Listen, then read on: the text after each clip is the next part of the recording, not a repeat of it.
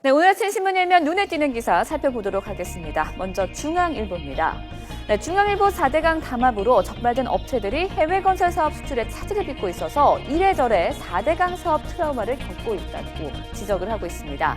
쿠웨이트나 아랍에미리트 등 해외 건설 사업 발주처가 최근 국내 건설사들에게 4대강 사업 담합으로 처벌받은 내용을 상세하게 설명하라고 요구하고 있는데요. 해당 업체들은 입찰에서 배제되지는 않을까 전전긍긍하고 있습니다. 해외 건설은요, 이렇게 우리나라 수출 1순위인데요. 국내 경제에 미칠 영향을 고려해서 과잉 제재는 자제해야 한다는 지적입니다. 다음은 서울신문 보시겠습니다.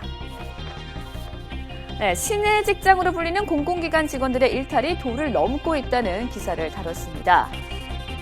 네, 경륜경정사업본부의 한 직원의 사례를 들었는데요. 상사를 처벌해달라는 인사청탁이 안 먹히자 민원인에 대한 안 좋은 소문을 내서요. 그 대가로 금품을 챙긴 것으로 드러났습니다.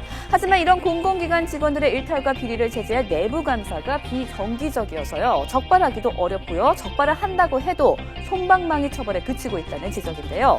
감사 시스템을 개선해야 할 것 같습니다. 다음은 한겨레 신문입니다. 2000년대 중반 돈을 빌려 집을 샀던 50대가 아직까지도 빚을 줄이지 못했는데 정부가 대책을 외면하고 있다는 내용입니다. 네, 50대 폭탄론은 국책연구기관이 한국개발연구원 보고서에서 드러났는데요. 40, 50대 부채 비율이 이렇게 합하면요 67%나 됩니다. 최근 가계빚이 매달 5조 원씩 늘고 있는 실정인데 이런 상황에서 정부는 오히려 대출 규제를 푸는 등 가계빚을 더 부채질하고 있다는 지적입니다. 다음은 조선일보 보시겠습니다. 네, 유엔이 북한 인권 결의안을 통과시킨 지난 19일에 서울 종로의 한 공연장에서 종북 토크쇼가 열렸다는 보도입니다. 네, 황산 전 민주노동당 부대변인과 인터넷 시민기자로 활동하면서 방북 일화를 소개하고 있는 신은미 씨의 토크 콘서트였는데요. 북한 인권을 규탄하는데 정작 북한 주민들은 독재자라고 생각하지 않을 수 있다면서 북한 정권에 대한 칭찬만 늘어놓았다고 지적을 하고 있습니다. 마지막으로 동아일보 보시겠습니다.